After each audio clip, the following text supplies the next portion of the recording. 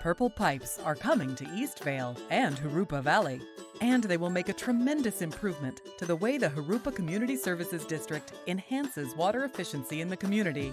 The JCSD Regional Recycled Water Project will create a valuable and reliable regional water source and increases the overall supply of available water in our community.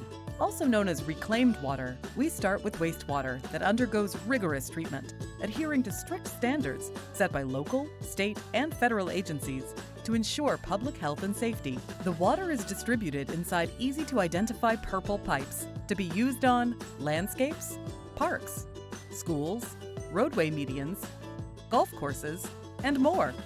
The Regional Recycled Water Project has many benefits for our community.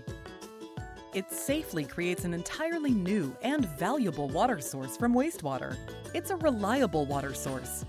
Rain or shine, we will always have recycled water. And recycled water can flow freely without restrictions, even during droughts. So greenery in our parks, schools, and other spaces can be preserved. Construction to install the purple pipelines is expected to begin in 2024, with delivery of recycled water by 2026.